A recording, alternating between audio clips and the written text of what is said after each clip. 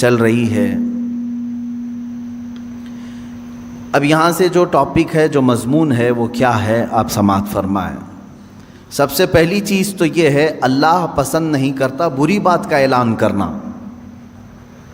کوئی بھی چیز بری ہو اور اس کو علل اعلان کوئی بندہ کہنا چاہ رہا ہے، اللہ ہرگز اس کو پسند نہیں کرتا۔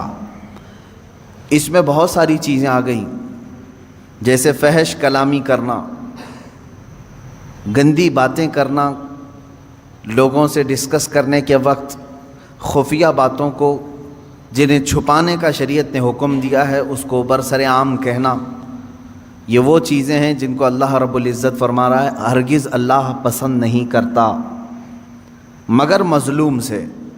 ہاں، اگر کسی پر ظلم کیا گیا ہے، مثال کے طور پر کسی کی عزت لوٹ لی گئی، اور اگر وہ ظالم کے خلاف مقدمہ کرنے کے لیے علل اعلان اس گناہ کا ذکر کرے کہ میرے ساتھ ایسا ایسا ہوا ہے، تو وہ گنہگار نہیں ہے۔ مظلوم ان باتوں کو علل اعلان کر سکتا ہے، لیکن کچھ لوگ فحش باتوں کو اور بری باتوں کو شوقیہ طور پر کرتے ہیں، شوق سے کرتے ہیں، ان کو اس میں مزہ آتا ہے۔ نوجوان جب چار جمع ہو جائیں تو وہ آپس میں ڈسکس کرنے کے وقت لڑکیوں کی باتیں کریں اور اس کو یہ سمجھتے ہیں فخر کی بات ہے۔ قرآن کہہ رہا ہے سو یعنی بری بات کو علل اعلان کرنا یہ بہت بڑا گناہ ہے۔ ایک تو یہ چیز ہوئی، اور اس کے علاوہ تم سے کچھ گناہ سرزد ہو گیا، انجانے میں ہوا کہ جانے میں ہوا، لیکن تنہائی میں کیے تھے، رات کے وقت گناہ ہو گیا، لیکن اس کو آ کر کے تم نے 4 لوگوں کے سامنے بیان کیا، یہ ڈبل گناہ ہے۔ گناہ کرنا الگ مسئلہ ہے، اظہار گناہ کرنا یہ اور ڈبل مسئلہ ہے۔ اظہار گناہ گویا کہ اب مثال کے طور پر کسی سے رات کی تاریکی میں کچھ گناہ ہو گیا، کون دیکھا تھا؟ کسی کو نہیں معلوم، صرف اس کو معلوم، وہ اکیلا تھا، کر لیا۔ لیکن جب وہ مجمع میں آیا یا اپنے دوستوں میں آیا تو ٹھٹا مار مار کر کے مذاق کی شکل میں اپنے رات کے کیے ہوئے کرتوت کو بیان کرنے لگا۔ ارے کل رات تو میرے ساتھ ایسا ایسا ہو گیا، میں نے ایسا کر دیا ہے۔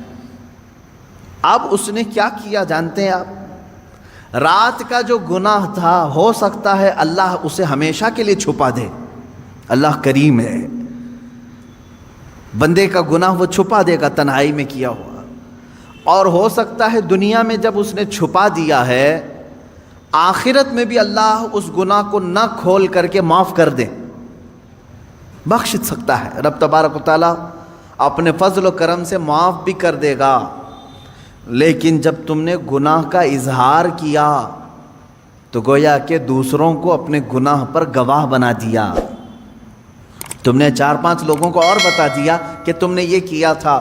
اب مجھے بتاؤ قیامت کے دن جب ان گناہوں پر تم بخشش کا سوال کرو گے کہ اللہ مجھے ان تمام چیزوں سے چھٹی دے دے، معاف کر دے، تو جن جن تک تم نے یہ ساری باتیں بتائی تھی وہ بھی کھڑے ہو جائیں گے کہ اگر اس کی یہ چیزیں معاف ہو سکتی ہیں تو ہماری کیوں نہیں معاف ہو سکتی، ہماری بھی معاف کی جائیں۔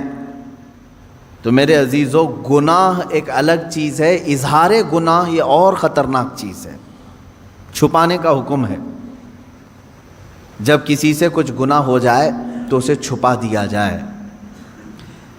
عزیزان گرامی وقار، اسی لیے جانتے ہیں اللہ تبارک و تعالیٰ نے عیبوں کو چھپانے پر بہت زیادہ اجر و ثواب کا اعلان فرمایا، اور حدیث رسول صلی اللہ تعالیٰ علیہ وسلم ہے جس نے اپنے بھائی کے عیب چھپائے قیامت کے دن اللہ اس کے عیبوں کو چھپائے گا۔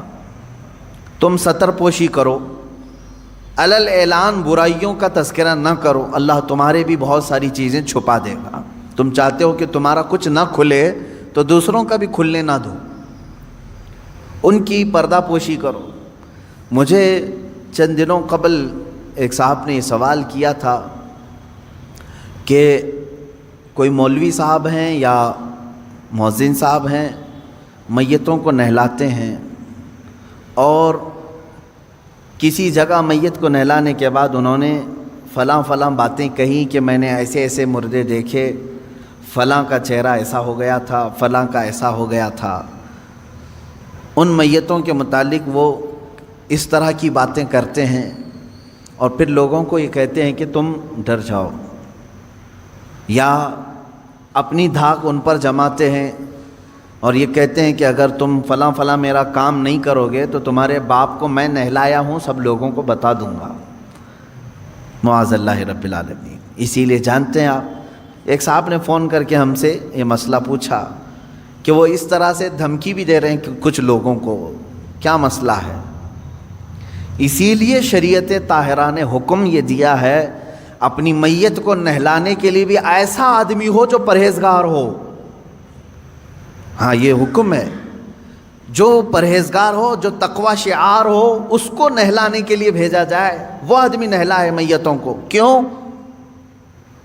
اس طرح کا حکم شریعت طاہرہ نے دیا؟ اس کی وجہ یہ ہے کہ اگر وہ نہلانے کے دوران کوئی عیب دیکھتا ہے تو اسے وہیں چھپا دے۔ مسلمان کے عیب کو ظاہر کرنا بہت بڑا گناہ ہے۔ جب آپ میت کا کوئی عیب نہیں بیان کر سکتے تو پھر زندوں کا عیب کیسے بیان کر سکتے ہیں؟ زندے کو تو اور مجمع میں رہنا ہے، میت کو تو اب قبرستان میں جانا ہے۔ اب اس کے تم جو برائیاں بیان کر رہے ہو میت کی، یہاں تو کوئی اس کو اب برا بھلا کہنے والا کوئی نہیں رہے گا، وہ تو قبرستان اپنے الگ شہر چلا گیا۔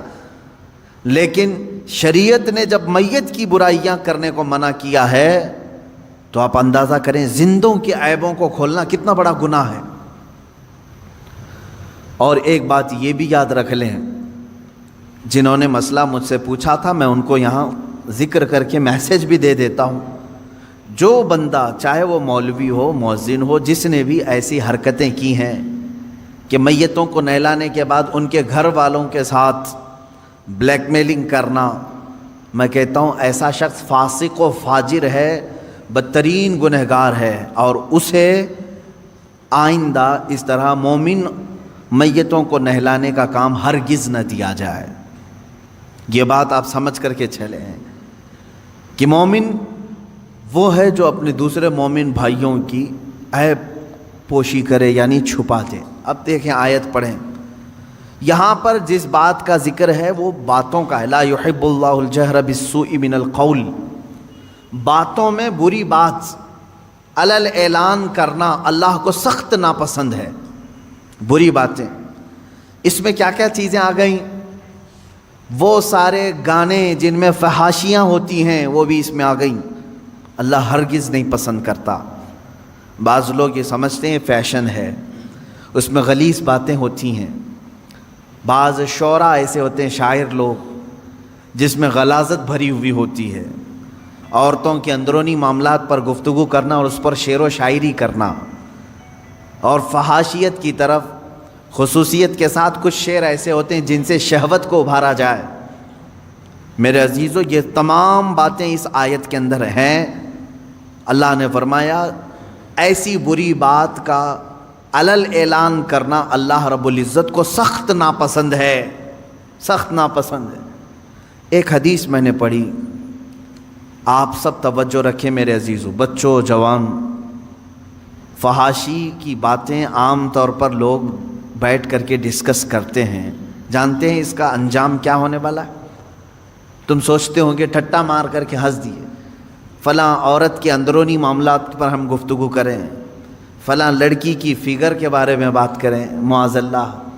ایسے بہت ساری چیزیں ہیں جو غلاظت ہے، اس کو علل اعلان آدمی کر رہا ہے۔ اس کا انجام کیا ہے؟ حدیث پاک میں ہے، فرمایا گیا جب وہ مرتا ہے تو اس کے منہ سے ایک اتنی تیز بدبو نکلتی ہے جس سے جہنم بھی کانپنے لگتا ہے۔ یہ ہو سکتا ہے کہ سامنے والوں کو نہ سونگھنے میں آئے جو اس وقت میت کے ہیں، لیکن یہ باطنی بدبو اس کے منہ سے نکلتی ہے جس سے جہنم کانپنے لگتا ہے۔ اتنی خطرناک بدبو اس کے منہ سے نکالی جائے گی۔ جو اپنی زندگی میں فحش کلامی کرتا تھا، میرے عزیزو، گناہ کس سے نہیں ہوتے ہیں؟ گناہ بہت سارے لوگوں سے ہو جاتے ہیں، لیکن ان گناہوں کا اظہار کرنا اپنی زبان سے یہ غلیظ گناہ ہے، سخت ترین گناہ ہے۔ تم لوگوں کے سامنے بیٹھ کر کے جب بیان کرو گے تو اس کا مطلب یہ ہوا کہ اللہ کو تم سینہ زوری کر رہے ہو، اترا کر کے بتا رہے ہو، دیکھ میں نے چھپ کر کے کیا بھی اور سب کو بتا بھی رہا ہوں، کون میرا کیا کر لے گا، معاذ اللہ رب العالمین۔ تو گویا کہ تم رب ذوالجلال سے کوئی خوف نہیں رکھتے۔ مومن کی شان یہ ہے کہ انجانے میں بھولے میں گناہ ہو گیا تو سر جھکا کر کے چلتا ہے، شرمندگی سے ڈرتا ہے، کہیں میرے مولا کی پکڑ نہ ہو جائے، رات میں مجھ سے ایسے خطا ہو گئی ہے، مجھ سے غلطی ہو گئی ہے، گناہ ہو گیا ہے۔ اب وہ دن بھر شرم سے چلتا رہتا ہے، شرماتا رہتا ہے، میں آسمان کی طرف منہ کیسے اٹھاؤں، رب تبارک و تعالی مجھ سے خفا تو نہیں ہے، ناراض تو نہیں، یہ فیلنگ مومن کی ہوتی ہے۔ لیکن جب کسی کے دل سے ایمان رخصت ہو رہا ہوتا ہے تو وہ گناہوں پر فخر کرنے لگتا ہے، کل رات میں نے جو کیا اچھا ہی کیا، کون سا برا کام کیا، اور پھر 4 لوگوں کو اپنے گناہ پہ گواہ بھی بناتا ہے۔ اس چیز سے، اس حرکت سے ہمیشہ بچتے رہے۔ گناہ کرنا اور ہے، اظہار گناہ اور بڑا گناہ ہے۔ دوسری چیز فحش کلامی، یعنی مذاق میں بھی ہو، ایسا مذاق کرنا جس میں غلاظتوں کا ذکر آئے، چاہے وہ شہوت کی باتیں ہوں، عورتوں کی باتیں ہوں، مردوں کی باتیں ہوں، اس طرح کی باتیں کرنا جو آپ اپنے ماں باپ کے ساتھ اور اپنے بیٹے بیٹیوں کے ساتھ کرنا مناسب نہیں سمجھتے، یہ وہ فحش کلامی ہے جو دوستوں کے ساتھ اکثر لوگ کر جاتے ہیں۔ میرے عزیزو، ایک اس میں سے ایکسیپشن ہے، اس کو فحش نہیں کہیں گے، فحش نہیں۔ مثال کے طور پر شادی شدہ مرد اپنی بیوی سے ہم کلام ہے تنہائی میں، اور وہ آپس میں ایک دوسرے سے اپنے پرسنل معاملات میں بات کرتے ہیں، تو وہ اس آیت کے انڈر میں نہیں ہے، اس کی اجازت ہے ان کے لیے، وہ اس آیت کے انڈر میں نہیں ہے۔ مرد اپنی عورت کی تعریف کرے، اگر اس کے چہرے کی، اس کی خوبصورتی کی تعریف کرے، تو یہ اس آیت کے اندر میں نہیں آئے گا کہ برائیوں کا اس نے علی اعلان تذکرہ کیا، نہیں۔ وہی اپنی بیوی کے ساتھ گزارے ہوئے معاملات دوسرے دن آ کر کے دوستوں کو بتاتا ہے تو یہی گناہ بن جائے گا۔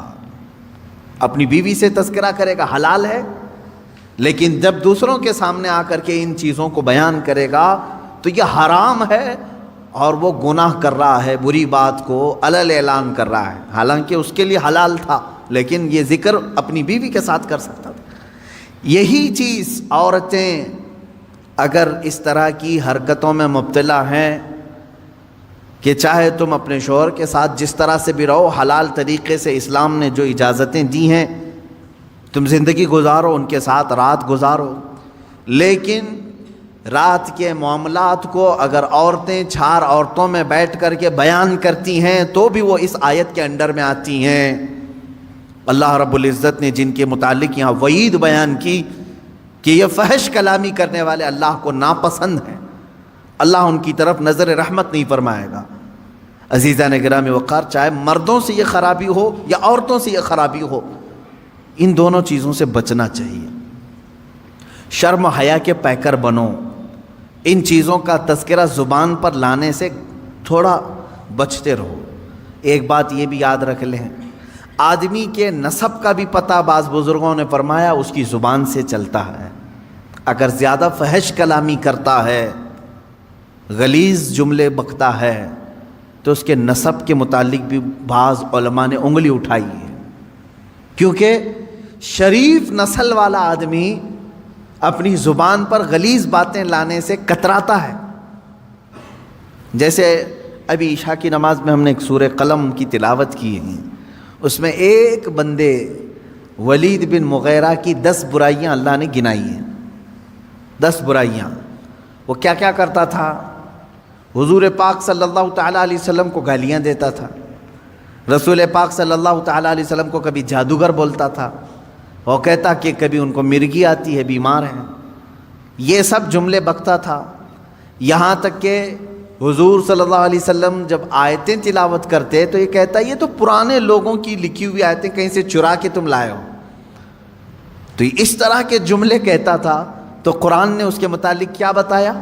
وہی جو ابھی میں نے جسٹ تھوڑی دیر پہلے کہا، فحش کلامی جو ہے وہ نسب کے اوپر شک پیدا کرتی ہے۔ قرآن نے کہا عتل بعد ذلک زنیم، یہ وہ شخص ہے جو زنا سے پیدا ہوا ہے، جو رسول مختار صلی اللہ تعالیٰ علیہ وسلم پر ایسی باتیں کر رہا ہے، جھوٹے الزامات لگا رہا ہے، تہمتیں لگا رہا ہے، اس کے نسب میں خرابی ہے۔ ولید بن مغیرہ مشہور شخص ہے، اور جب قرآن نے یہ بیان کیا تو دوڑتا ہوا اپنی ماں کے پاس گیا، کہا قرآن نے میری برائیاں گنائی اور یہ بھی کہا ہے کہ میں زنا سے پیدا ہوا ہوں، میرے باپ کا نام تو مغیرہ ہے۔ اپنی ماں کو گرا دیا، اس کے سینے پر بیٹھ گیا، کہا سچ سچ بتا میں کس کا بیٹا ہوں۔ اس کی ماں نے کہا بیٹا ولید، تو اگر مغیرہ کا ہی بیٹا ہوتا تو اپنی ماں کے سینے پہ چڑھ کے نہیں بیٹھا ہوتا۔ بات در حقیقت یہ ہے، بکریاں چرانے والے ایک آدمی سے مجھے عشق ہو گیا تھا، میں نے اس کے ساتھ بدکاری کر لی، میں نے اس چرواہے سے زنا کر لیا، اسی نطفے سے تو پیدا ہوا۔ ماں نے اس شک کو بھی دور کر دیا، قرآن نے جو بتایا وہ حق ہو کر نکلا۔ یہاں سے پتہ چلتا ہے کہ ہر گستاخ رسول کا نطفہ پلید ہے، جو رسول کریم صلی اللہ تعالیٰ علیہ وسلم کی طرف انگلی اٹھائے اس کے نسب میں خرابی ہے۔ اور دوسری بات جو میں نے ابھی بتائی، فحش کلامی کرنے والا، غلیظ باتیں کرنے والا، وہ بھی اپنے نسب پر شک پیدا کر دیتا ہے لوگوں کے دل میں۔ اس لیے گالی گلوچ زیادہ نہ کریں۔ لوگ تمہارے خاندانوں کو پہچانیں گے تمہاری زبان سے، تمہارے کلمات سے، تمہارے جملوں سے۔ تمہارے خاندانوں کو اگر محفوظ لوگوں تک پہنچانا ہے، اچھے خاندان کا ہونے کا پتہ دینا ہے، زبان کو سنبھال کر کے رکھو۔ اگر تمہاری زبان بہکتی ہے، بات بات پر گالی سے بات کرتے ہو، تو پھر اہل علم تو سمجھ جائیں گے، عام لوگ سمجھے یا نہ سمجھے، ہم سمجھ جائیں گے، یا جو اہل علم ہیں وہ سمجھیں گے کہ اس کی زبان پر جو غلاظتیں ہیں اس میں کسی اور کی خطا بھی ہو سکتی ہے، اس کے نسب کی خرابی ہو سکتی ہے، خاندان کا پتہ دیتی ہیں ایسی چیزیں۔ اب آگے بڑھتے ہیں، اللہ رب العزت فرماتا ہے ان تبدو خیرا او تخفوہ عن سوء فإن اللہ کان عفوا قدیرا، اگر تم کوئی بھلائی علل اعلان کرو یا چھپ کر، یعنی کوئی بھی بھلائی، اب دیکھیں اس سے پہلے برائی کا تذکرہ ہوا، برائی اگر ہوئی تو علل اعلان ہرگز نہیں، اللہ پسند نہیں کرتا، لیکن بھلائی اگر تم علل اعلان کرو یا چھپ کر کرو، دونوں بھی اللہ قبول کرے گا۔ اللہ دونوں چیزوں کو پسند کرتا ہے۔ کچھ بھلائیاں ایسی ہیں جن کو علل اعلان کرنا ہے، اور کچھ بھلائیاں ایسی ہیں جن کو چھپا کر کرنا ہے۔ نیکیاں جو ہے نا، سب چھپانے کا حکم نہیں ہے، بعض نیکیاں وہ ہیں جن کو علل اعلان کرنا ہے۔ نماز چھپ کر پڑھنے کا حکم نہیں ہے، میں سارے لوگوں کی نظروں میں آ کر کے جماعت سے نماز ادا کرو، علل اعلان کرو یہ نیکی۔ زکوٰۃ دینے کا بھی حکم یہ ہے، چھپا کر کے نہیں، دکھا کر کے دینا افضل ہے زکوٰۃ۔ باقی جو خیرات ہے، نفل خیرات، ایسا دو کہ دوسرے ہاتھ کو خبر بھی نہ ہو۔ دیکھیں آپ، نیکیاں بعض علل اعلان کرنا ہے اور بعض چھپا کر کے۔ نماز اگر کوئی کہتا ہے نہیں میں اپنے روم میں پڑھ لیتا ہوں، میں بند کر کے اکیلا پڑھ لیتا ہوں، منع کیا گیا ہے کہ یہ نیکی چھپ کر کے نہیں، دکھا کر کرنی ہے، علل اعلان کرو۔ اس کی وجہ کیا ہے؟ کئی وجوہات ہیں میرے عزیزوں۔ مسجدوں میں اذان دے کر تمہیں بلایا جا رہا ہے، اقامت بول کر کھڑا کیا جا رہا ہے، صفوں میں ترتیب دے کر کے تمہیں نماز پڑھائی جا رہی ہے ہر مسجد میں۔ کیوں؟ نماز تو تمہارے گھر میں بھی ہو سکتی ہے۔ اس کی وجہ یہ ہے کہ یہ اللہ کا فرض ہے۔ تم گھر میں پڑھتے ہوں گے، لیکن اگر تم سامنے نہیں آئے تو سارے مسلمان تمہارے بارے میں بدگمانی کریں گے کہ یہ بے نمازی آدمی ہے، بے نمازی آدمی، کبھی اس کو مسجد میں ہم نے نہیں دیکھا، اگرچہ تم نماز پڑھ رہے تھے، لیکن سارے مسلمان تمہیں کیا سمجھیں گے؟ بے نمازی سمجھیں گے۔ اور اللہ رب العزت کے ہاں ایک قانون یہ بھی ہے، حدیث رسول میں حضور نے فرمایا تمام مومنین جس کے بارے میں جو گمان رکھتے ہیں، اللہ بھی اس کے ساتھ ویسا ہی فیصلہ کرے گا۔ ایک جنازہ آیا، صحابہ کھڑے تھے حضور صلی اللہ تعالیٰ علیہ وسلم کے ساتھ، جنازہ سامنے سے گزر گیا، صحابہ اس کی تعریف کرنے لگے، کیا اچھا آدمی تھا، بہت ہی بھلائی کرتا تھا، نیکیاں کرتا تھا۔ رسول کریم صلی اللہ علیہ وسلم نے فرمایا وجبت، واجب ہو گئی۔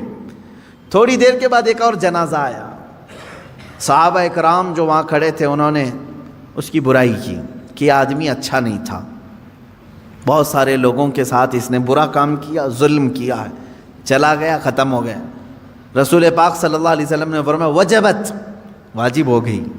صحابہ نے پوچھا حضور 2 جنازے آئے، دونوں پر آپ نے کہا وجبت، یعنی واجب ہو گئی، کیا چیز واجب ہوئی؟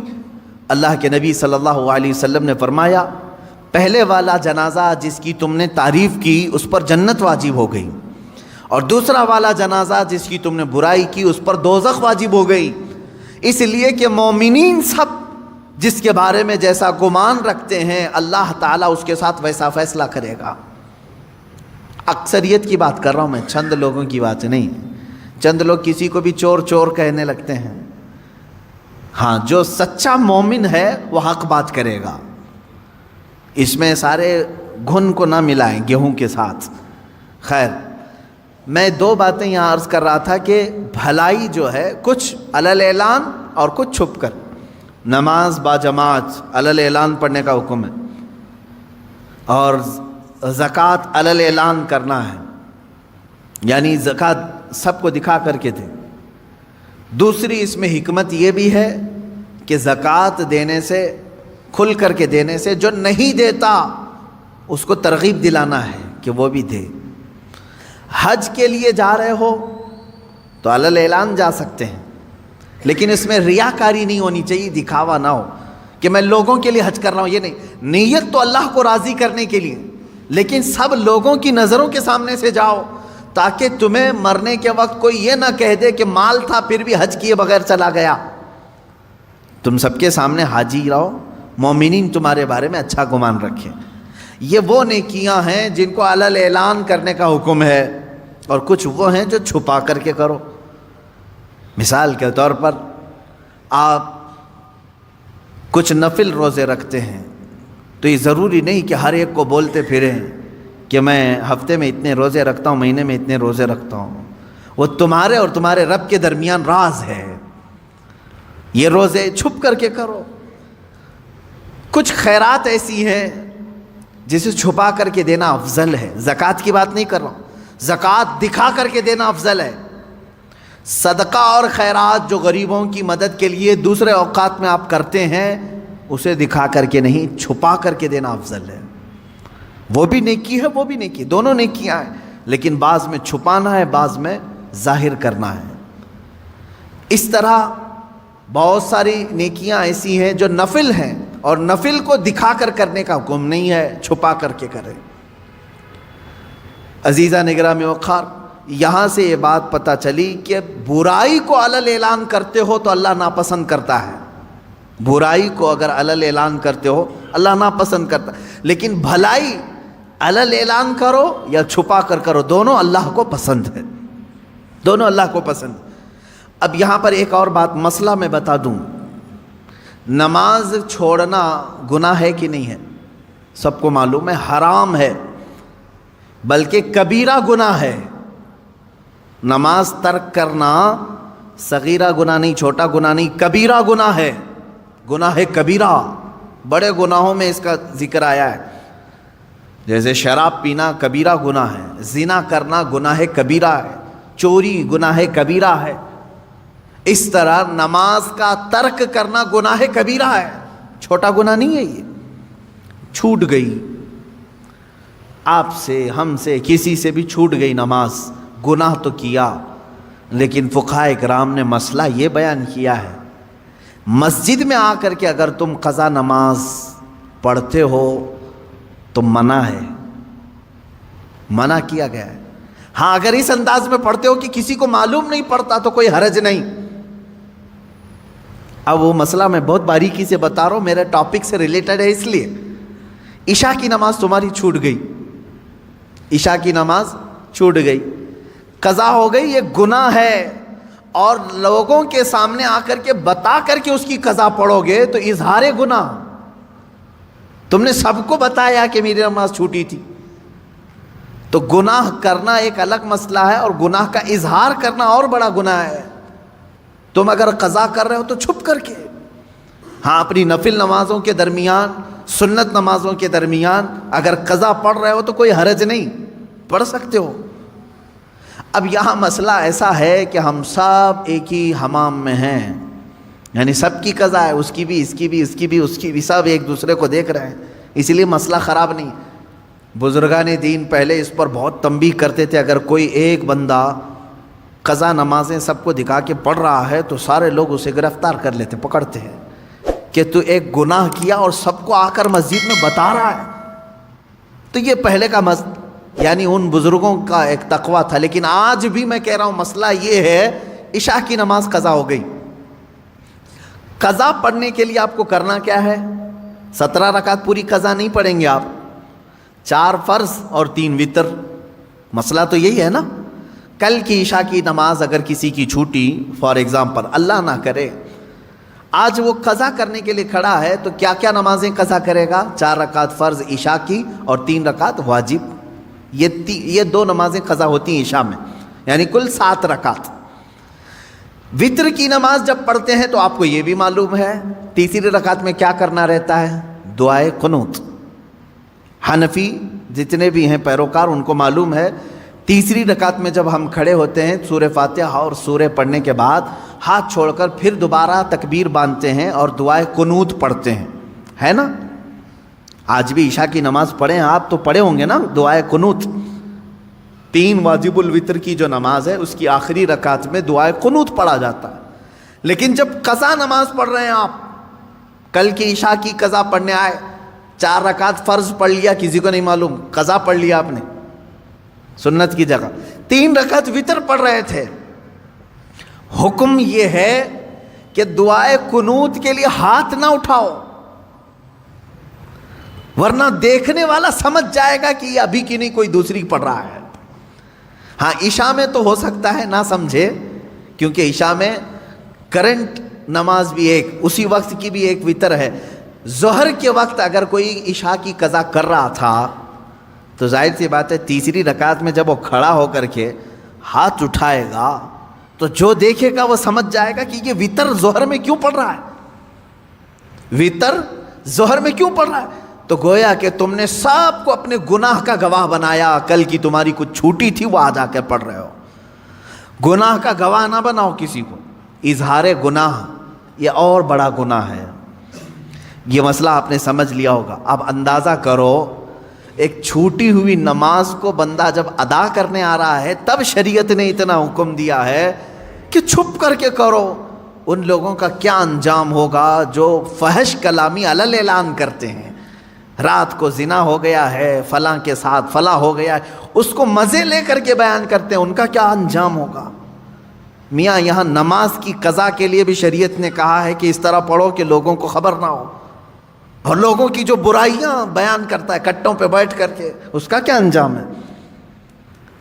سوچو اس بات کو. قرآن کی یہ دونوں آیتیں ہمارے لیے عبرت ہیں. اللہ نے فرمایا ایک تو یہ زبان سے نکلنے والا کوئی برا کلمہ اللہ تم سے ہرگز پسند نہیں کرتا، اور جب ایسا بندہ مر جاتا ہے جو فحش کلامی کرتا ہے اس کے منہ سے بدبو نکلتی ہے ایسی کہ جہنم بھی کانپنے لگتا ہے. یہ حدیث میں ہے. اور دوسری چیز 2 آیت میں نے پڑھی، ان تبدو خیرا او تخفو، اگر تم بھلائی کو علل اعلان کرو یا چھپ کر کرو اللہ رب العزت اسے پسند کرتا ہے، قبول کرتا ہے. او تعفو عن سوء، ایک اور اس میں ذکر ہے. اللہ فرماتا ہے یا کسی کی برائی سے درگزر کر دو. کسی کے اندر تم نے برائی دیکھی اسے معاف کر دیا. فإن اللہ کان عفوا قدیرا، تو بے شک اللہ معاف کرنے والا قدرت والا ہے. ایک بات یاد رکھیں، معاف کرنا کس کی صفت ہے؟ اللہ کی صفت. آپ سب کو معلوم ہے. رحم کرنا کس کی صفت ہے؟ اللہ. وہ رحیم بھی ہے عفو بھی ہے.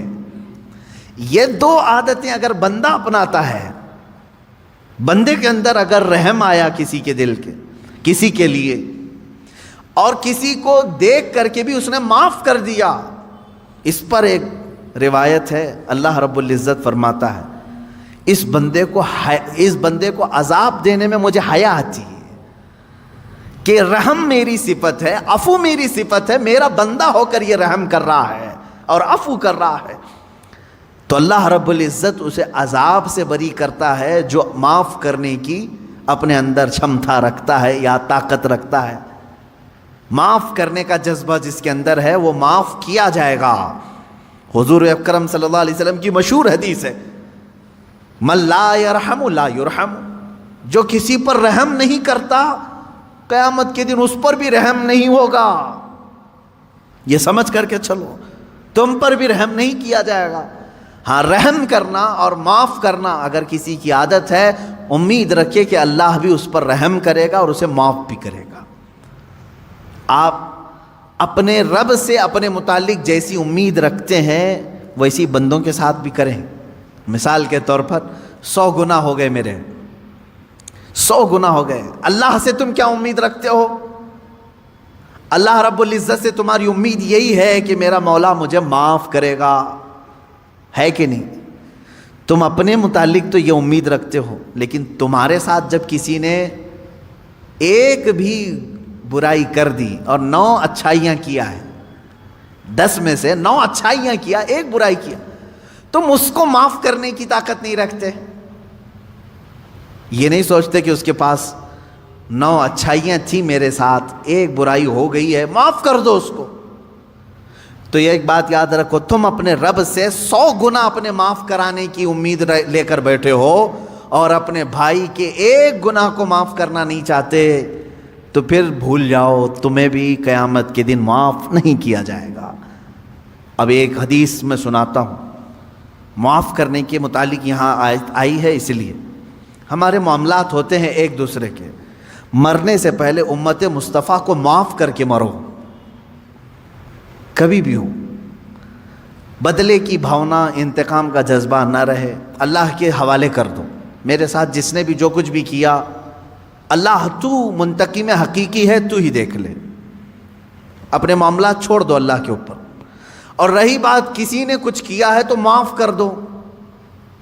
جب تم معاف کر کے مرو گے تو ہو سکتا ہے تم نے بھی کسی کو ٹھیس پہنچایا ہوگا، یا زبانی یا ہاتھ سے، کسی بھی طرح سے، ان کے بھی دل زخمی ہوں گے کسی نہ کسی کی۔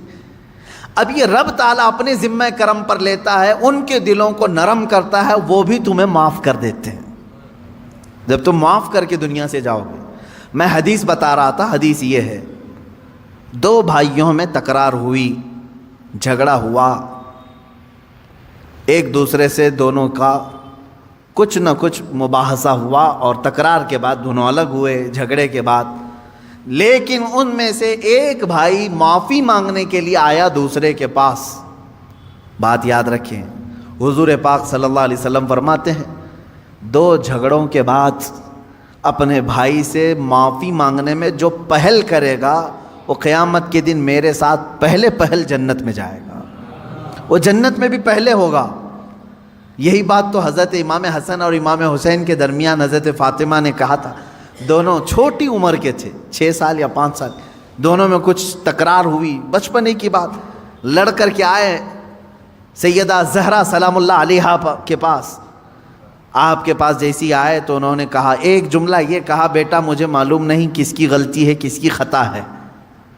ماں فاطمہ تو زہرا رضی اللہ تعالیٰ عنہا فرما رہی ہیں، مجھے یہ نہیں معلوم، لیکن ایک بات یاد رکھ لو کہ دونوں کے تکرار سے، دونوں کے جھگڑوں سے کہیں اللہ دونوں سے ناراض نہ ہو جائے، دونوں رونے لگے، کچھ بھی ہو جائے لیکن مولا ہمارا نہ روٹھے۔ تو حضرت فاطمہ نے کہا، میں نے اپنے ابا جان سے حدیث سنی ہے، جو معافی مانگنے میں پہل کرتا ہے، جو معافی مانگنے میں پہل کرتا ہے وہ جنت میں بھی پہلے جائے گا۔ ابھی یہ جملہ مکمل نہ ہونے کو تھا، امام حسین چھوٹی عمر کے تھے، دوڑ کر کے حضرت امام حسن کے پاس گئے، کہا برادر محترم جو کچھ بھی ہوا ہماری تکرار ہمیں معاف کر دیں۔ اب دوسرے بھائی کا کیا مقام ہے یہ بھی حدیث پاک سے سن لیں۔ معاف کر دیا تو خیر ہے، تم نے معاف کر دیا، کوئی تم سے معافی مانگنے کے لیے آیا معاف کر دیا۔ آج بہت سارے ڈھیٹ لوگ بیٹھے ہوئے ہیں، بہن آئی ہے منانے کے لیے بھائی کو، نہیں مانتا میں، چل تو نے میرے ساتھ ایسا کیا ویسا کیا، پرانی باتیں یاد کی. بھائی آیا ہے، اس کے گھر میں شادی ہے، چلو بھیا آ جاؤ. نہیں، پرانے گڑے مردے نکال کر کے بھائی کو رخصت کر دیا. ہم تجھے معاف نہیں کریں گے، زندگی بھر معاف نہیں کریں. وہ لوگ بھی سن لیں، تمہاری ذمہ داری تھی معافی مانگنے کی، تم معافی مانگ لیے، بہت اچھا کیے، کیونکہ پہلے جنت میں جاؤ گے. اب جس کے پاس گئے تھے معافی مانگنے کے لیے، اس نے نہیں معاف کیا. میرے آقا صلی اللہ علیہ وسلم کی حدیث ہے، حضور فرماتے ہیں کل قیامت کے دن وہ میری شفاعت کے قریب بھی نہ آئے. حضور نے فرمایا میری شفاعت کے قریب نہ آئے جو اپنے بھائی کو معاف نہیں کرنا چاہتا. تم سے اگر تمہارا بھائی منانے کے لیے آ گیا، تمہاری بہن آ گئی، تمہارا پڑوسی آ گیا، تمہارا رشتہ دار آ گیا، تو پہلی بات تو یہ سوچ لو کہ وہ بازی مار لے گیا. معافی تو تمہیں بھی مانگنا چاہیے تھا، پہل میں کیوں نہ کروں، لیکن وہ بازی مار لے گیا، جنت میں پہلے جائے گا. اب اگر تم نے معاف کر دیا تو خیر ہے، نہیں معاف کرا تو کل قیامت کے دن شفاعت رسول سے بھی محروم ہو جاؤ گے. اب رسول اگر شفاعت نہ کریں کس کے پاس جاؤ گے؟ وہاں تو آدم علیہ السلام سے لے کر عیسیٰ علیہ السلام تک ہر کوئی کہہ رہے ہیں اذهبوا الی غیری، جاؤ میرے علاوہ کسی اور کے پاس جاؤ. کس کے پاس جاؤ گے؟ اگر نبی بھی منع کر دیں جاؤ تمہاری شفاعت میرے پاس نہیں. اللہ کے نبی صلی اللہ علیہ وسلم فرماتے ہیں جو اپنے بھائی کو معاف نہیں کرتا کل وہ میری شفاعت کے قریب نہ آئے. عزیزان گرامی وقار، اللہ رب العزت یہ فرما رہا ہے اگر چھپا کر کے درگزر کر دیا، اگر تم نے اپنے بھائی کو معاف کر دیا فَإِنَّ اللَّهَ كَانَ عَفُوًّا قَدِيرًا، تو سمجھ لو کہ بے شک اللہ بھی معاف کرنے والا، قدرت رکھنے والا ہے. یہاں قدیر کا لفظ آیا ہے. عفو کا مطلب ہوا معاف کرنے والا، قدیر کا مطلب ہوا قدرت رکھنے والا. دونوں کی میچنگ کیا ہے؟ معاف کرنے والا ہے، قدرت رکھنے والا ہے. معاف کرنے والا ہے، قدرت رکھنے والا ہے. میرے عزیزو، قدیر کے لفظ کا اس میں جو کمبینیشن ہے وہ جو ہمیں یہاں نظر آتا ہے وہ یہ ہے کہ مولا تبارک و تعالیٰ تمہارے گناہ سمندر کے برابر بھی ہوں تو قدرت رکھتا ہے کہ وہ معاف کرتے. یہ قدرت ہے اس کی کہ وہ قدیر ہے.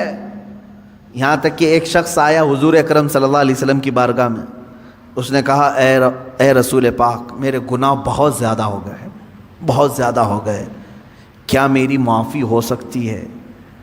اللہ کے حضور میرے آقا صلی اللہ علیہ وسلم نے عرض کیا کہ مولا کیا اس بندے کی معافی ہو سکتی؟ رب تبارک و تعالیٰ نے جبرائیل امین کے ذریعے بھیجا اور ارشاد فرمایا اے رسول پاک صلی اللہ علیہ وسلم آپ اس بندے سے پوچھیں کیا اس کے گناہ سمندر کے برابر ہیں؟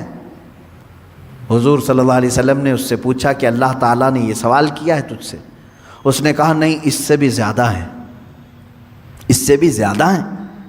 رب تبارک و تعالیٰ نے پھر فرمایا اے حبیب اس سے پوچھیں پوری دنیا کے درختوں کے پتوں کے برابر ہیں اس کے گناہ؟ حضور نے جب یہ پوچھا تو اس نے کہا اس سے بھی زیادہ ہیں، اس سے بھی زیادہ ہیں.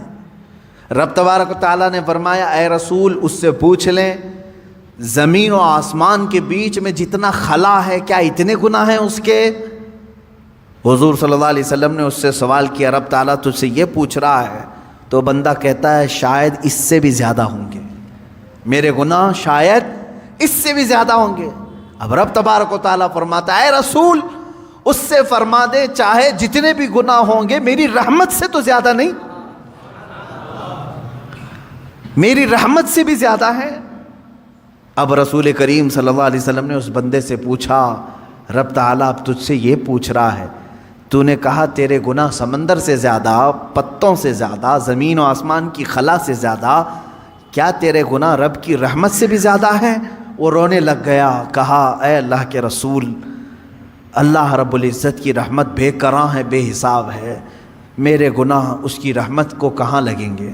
تب رب تعالیٰ نے فرمایا اے رسول اس سے فرما دیں تیرا رب قدیر ہے، قدرت رکھتا ہے، یہ بڑے گناہوں کو بھی معاف فرما سکتا ہے.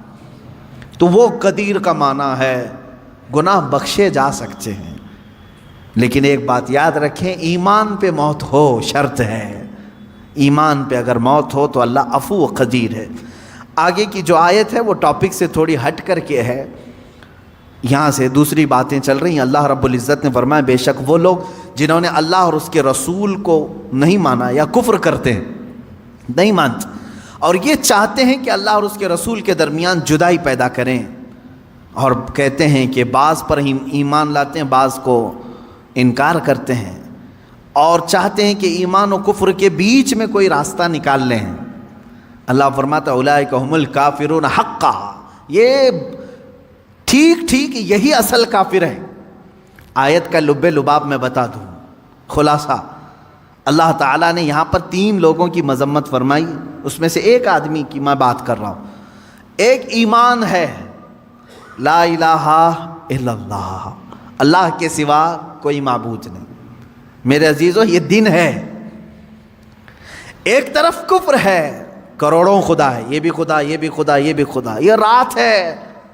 مجھے بتاؤ یہ 2 اپوزٹ چیزیں مل سکتی ہیں؟ ایک کہہ رہا ہے کوئی خدا نہیں سوائے اللہ کے، ایک کہہ رہا ہے ہر ایک خدا ہے، اپوزٹ چیزیں ہو گئی۔ ایمان اور کفر مل سکتے ہیں، دونوں کا ملاپ ہو سکتا ہے، لیکن کچھ لوگ چاہتے ہیں کہ ان کے بیچ میں ایک راستہ نکال لیں۔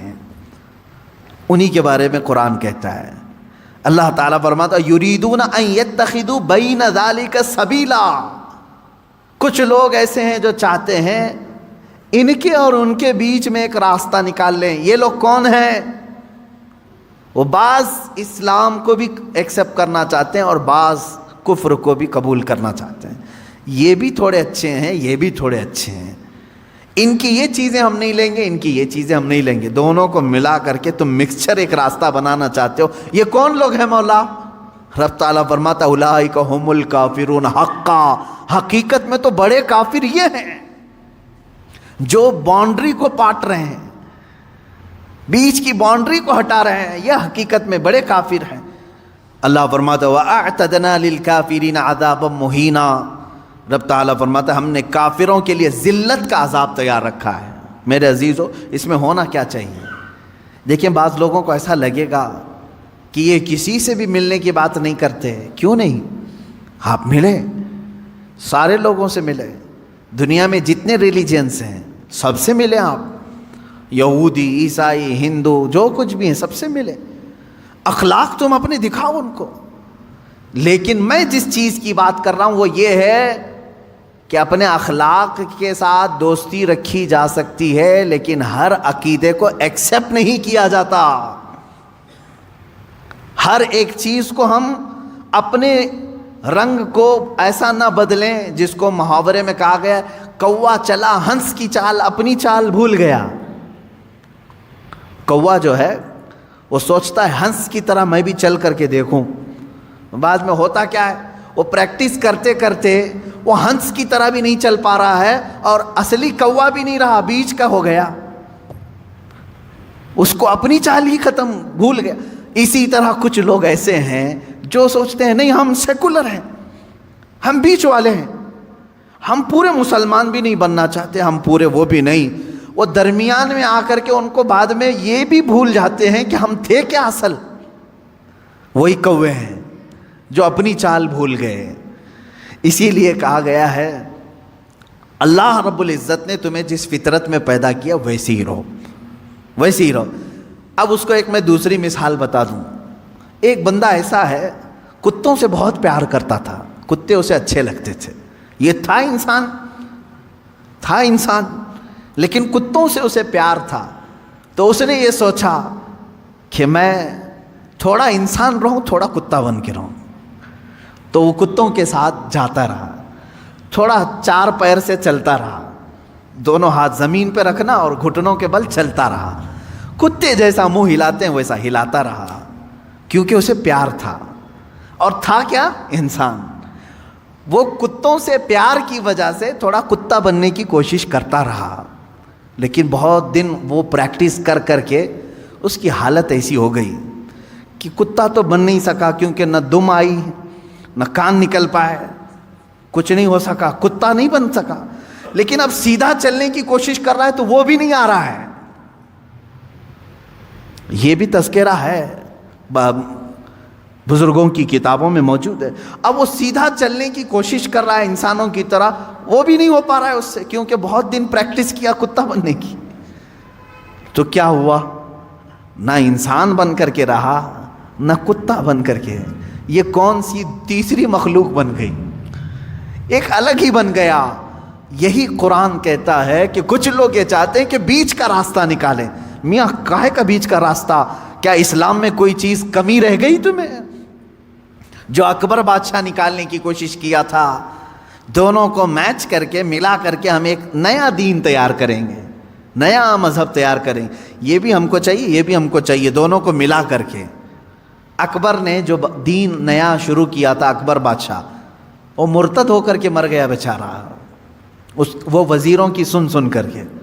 اس نے کیا کیا تھا؟ دونوں کو میچ کرتے ہیں، مسجد میں اذان کی بجائے سیپ بجائیں گے تاکہ وہ بھی راضی رہیں گے، نماز پڑھو تم لیکن ممبر پر مورتی بھی رکھی جائے گی، دونوں چیزیں رہیں گی۔ میچ کر کے دونوں کو بیچ کا راستہ نکالنے کی کوشش کیا، اور وہ بیچ کا بن کر کے رہ گیا۔ میرے عزیزو، یہ بات یاد رکھو، اللہ نے تمہیں جس فطرت میں پیدا کیا ہے اسی فطرت میں کامل بن کر کے رہو، اسی میں تمہاری عزت ہے، اسی میں تمہاری عزت ہے۔ قرآن کہتا ہے یا ایھا الذین آمنوا ادخلوا فی السلم کافہ، اے ایمان والو اسلام میں پورے کے پورے داخل ہو جاؤ، آدھا تیتر آدھا بٹیر نہیں، پورے کے پورے داخل ہو۔ حضرت عبداللہ بن سلام رضی اللہ تعالیٰ عنہ صحابی ہیں، صحابی رسول ہیں۔ آپ جانتے ہیں اس صحابی رسول کو ایک چیز پر اللہ کے رسول صلی اللہ علیہ وسلم نے منع فرما دیا، کیا؟ پہلے یہودی تھے، وہ بڑے یہودی عالم تھے، تورات کے عالم تھے۔ یہودی مذہب میں سنیچر کے دن شکار کرنا حرام ہے، گوشت کھانا حرام ہے سنیچر کے دن۔ دوسری چیز، اونٹ کا گوشت ان کے لیے حلال نہیں، حرام ہے شریعت موسوی میں، یہودی اونٹ کا گوشت نہیں کھاتے، حرام ہے ان کے لیے۔ اب حضرت عبداللہ بن سلام جب اسلام لائے تو تورات کے پرانے حافظ تھے، عالم تھے، اب قرآن کے بھی بڑے عالم بن گئے۔ لیکن حضرت عبداللہ بن سلام کیا کرتے تھے؟ سنیچر کے دن گوشت نہیں کھاتے تھے، سنیچر کے دن گوشت نہیں کھاتے، اور اونٹ کا گوشت نہیں کھاتے تھے۔ ان کا اپنا اجتہاد تھا، وہ کیا سوچ کر کے کرتے تھے اس طرح سے؟ جب صحابہ نے ان سے پوچھا تو انہوں نے کہا اسلام میں گوشت کھانا واجب تھوڑی نہ ہے، فرض ہے کیا اونٹ کا گوشت کھانا؟ کھاؤ تو ٹھیک ہے، نہیں کھاؤ تو کوئی بات نہیں، کھا لیا تو حلال ہے، واجب تو نہیں ہے، مینڈیٹری تو نہیں ہے۔ حضرت عبداللہ بن سلام نے کہا اسلام میں یہ واجب نہیں ہے اور میں چھوڑ دیتا ہوں، نہیں کھاتا ہوں، تو یہودی مذہب پر بھی عمل ہو جائے گا، اسلام پہ بھی عمل ہو جائے گا۔ سنیچر کے دن گوشت کھانا اسلام میں واجب تھوڑی نہ ہے، واجب نہیں ہے، نہیں کھائے گا تو کچھ فرق نہیں پڑتا، لیکن میں اگر نہیں کھاؤں گا سنیچر کے دن تو دونوں مذہب پر عمل ہو جائے گا، یہودی مذہب پر بھی کہ ان کے مذہب میں سنیچر کے دن گوشت کھانا حرام ہے، اس پر بھی عمل ہو جائے گا، اسلام پہ بھی عمل ہو جائے گا۔ جب انہوں نے ایسا کہا تو اللہ تعالیٰ نے آیت نازل فرما دی، یا ایھا الذین آمنوا ادخلوا فی السلم کافہ، اے ایمان والو اسلام میں پورے کے پورے آ جاؤ، آدھا اس پر عمل کرنا آدھا اس پر عمل کرنا نہیں، بلکہ پورے کے پورے اسلام میں داخل ہو جاؤ۔ تو درمیان کا راستہ نکالنے کی کوشش نہ کریں۔ میں نے بہت گمبھیر مثالیں دی ہیں، ہاں کچھ لوگوں کے لیے وہ حقیقت میں گمبھیر مثالیں ہیں کہ کتا بننے کی کوشش کرتے رہو گے، نہیں بن سکتے، کیونکہ تمہیں 2 پیر دیے ہیں، 2 ہاتھ دیے ہیں، تم ہاتھ سے اٹھا کر کے کھانا کھانے کی فطرت رکھتے ہو، لیکن جانور سے پیار ہے، ٹھیک ہے، اچھی بات ہے، کتے سے پیار ہے، اچھی بات ہے، کیونکہ ہم کتوں سے نفرت نہیں کرتے، کسی بھی جانور سے نفرت کرنے کا حکم نہیں دیا گیا ہے سوائے موذی اور نجس۔ کتے کو حراست کے لیے یعنی چوکیداری کے لیے رکھنے کی اجازت دی گئی، کھیتی باڑی کے نگرانی کے لیے رکھنے کی اجازت دی گئی ہے، ٹھیک ہے، تمہارا اپنا معاملہ، جانور یعنی اینیمل لورز آپ ہیں اگر رہو، لیکن بننے کی کوشش مت کرنا۔ پیار کرنا الگ چیز ہے، پورا بن جانا الگ چیز ہے، تم بن نہیں سکتے، اسی طرح اسلام دن ہے، کفر رات ہے، دونوں کے بیچ میں اگر تم نکالنے کی راستہ سوچو گے تو پھر کیا ہو جائے گا؟ وہی ہو جائے گا کہ تم پورے نہ اسلام میں رہ پاؤ گے نہ پورے کفار میں رہ پاؤ گے۔ اللہ رب العزت نے اسلام جیسی عظیم دولت سے تمہیں سرفراز کیا ہے تو اسی میں پورے کے پورے باقی رہو، اسی میں پورے کے پورے رہو۔ اچھا، دوسرے مذاہب کی بھی میں بات کروں، دوسرے ریلیجن میں اگر کوئی پنڈت ہے، اگر وہ اپنے دھرم میں پورا پکا ہے تو ان کے دھرم میں اس کو اچھا سمجھا جاتا ہے کہ ڈاواں ڈول آدمی نہیں ہے، پورا ٹھیک ہے، پورے اس کو گرنتھ یاد ہیں، وید یاد ہیں، جو کچھ بھی ان کی مقدس کتابیں سب برابر کرتا ہے۔ لیکن ان میں سے اگر وہ کوئی ایسا شخص جو ادھر بھی ادھر بھی ہاتھ پیر مارتا رہتا ہے تو وہاں پر بھی وہ ذلیل ہو جاتا ہے۔ یہ سب کا معاملہ ہے۔ اسی لیے میں آپ سے بھی کہوں گا، اللہ تبارک و تعالیٰ نے اگر تمہیں دائرہ اسلام میں رکھا ہے تو اس کی قدر کرو، اور اپنی نیتا گیری بچانے کے لیے جگہ جگہ پوجا پاٹ کرنا تمہارے لیے شریعت کا حکم نہیں ہے۔ ہاں، آپ اگر یہاں ہندوستان میں رہتے ہیں، آپ کے پڑوسی ہندو ہیں، نان مسلم ہیں، تو ہمارے لیے اجازت ہے کہ ان کے دل رکھنے کے لیے آپ ان سے دوستی رکھ سکتے ہیں۔ پڑوسی کے حقوق میں یہاں تک ہے، اسلام نے بتایا اگر وہ غمگین ہے تو اس کے غم کو دور کرنے کی کوشش کرو، اگر اس کے گھر میں کسی چیز کی کمی ہے تو پوری کرو، اگر ان میں کسی کا انتقال ہو جائے، مر جائے، تو تم اس کے ہاں تعزیت کے لیے جا سکتے ہو، اگرچہ دور کھڑے رہو۔ پڑوسیوں کے حقوق میں ہمیں اسلام نے یہ اجازت دی ہے۔ لیکن میرے عزیزو، جہاں تک اسلام نے اجازت دی ہے اتنا کرتے رہو۔ میں نے پھر وہی مثال یاد دلائی، اگر کسی سے محبت ہے تو محبت رکھو، پورا وہ بننے کی کوشش مت کرو، درمیانی راستے میں جانے کی کوشش نہ کرو۔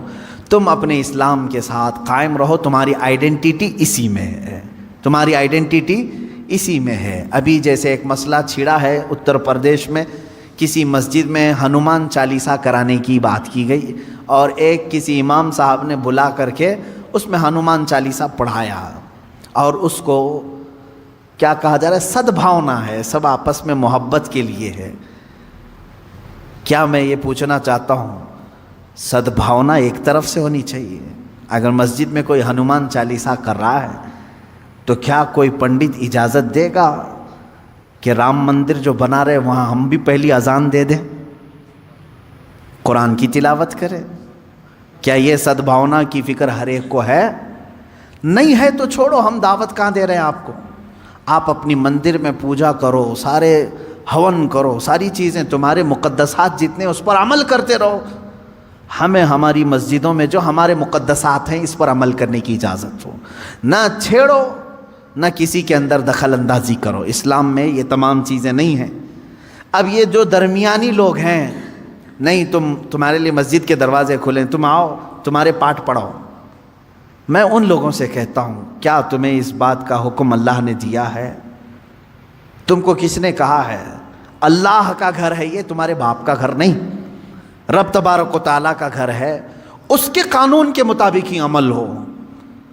میں کسی ہنومان چالیسے کے متعلق یہ نہیں کہہ رہا کہ وہ کیا ہے، واللہ اعلم۔ اگر ہندو اس کو مقدس سمجھتے ہیں اور پڑھتے ہیں تو جہاں من کرے وہاں پڑھیں، اپنی عبادت گاہوں میں پڑھیں، ہم خلل اندازی کبھی نہیں کریں گے، کیونکہ اسلام یہ کہتا ہے جو جس دین سے وابستہ ہے اس کو رہنے دو۔ قرآن پاک میں لا اکراہ فی الدین، دین میں کوئی زبردستی نہیں، زبردستی ہم پکڑ کے لائیں گے بھی نہیں آپ کو، آپ کی اپنی مرضی۔ یہ ہر انسان کی اپنی مرضی سے وہ اپنا دین اور اپنا مذہب اختیار کرتا ہے۔ لیکن میں یہاں یہ کہنا چاہتا ہوں کہ جو لوگ اس طرح کی حرکتیں کرتے ہیں وہ تیسرے آدمی بن جاتے ہیں، بیچ کے آدمی نہ بنو، اچھے لوگ نہیں ہوتے بیچ کے۔ یعنی بعض جگہ بیچ میں ہونا اچھا ہے، بعض جگہ بیچ میں ہونا بہت برا سمجھا جاتا ہے۔ اس طرح سے اسلام میں ہو تو پورے اسلام میں رہو، اگر کوئی عیسائی ہے تو وہ اپنی پوری عیسائیت کو فالو کرے، ہمیں اس سے کوئی اعتراض نہیں۔ کوئی ہندو ہے تو اپنے ہندوازم کو پورا فالو کرے، ہمیں اس سے کوئی اعتراض نہیں، تمہاری اپنی مرضی ہے۔ لیکن جو لوگ اس طرح کی حرکتیں کرتے ہیں وہ کہیں کے نہیں رہ جاتے. قرآن نے یہی کہا یہی ٹھیک ٹھیک کافر ہیں, یہی لوگ کافر ہیں. اللہ رب العزت ایسے درمیانی لوگوں سے ہماری حفاظت فرما ہے. اللہ تعالی ہمارے دلوں میں قوت ایمان کو راسخ کر دے کہ ہم ایمان پر ہی جمے رہیں اور ایمان پر ہی ہماری موت آئے. اللہ تعالیٰ نے ہمیں جس مذہب مقدس پر زندگی دیا ہے, اے کریم خدا اسی مذہب مقدس پر ہماری آخری سانس عطا فرما. وآخر دعوانا الحمد للہ رب العالمین.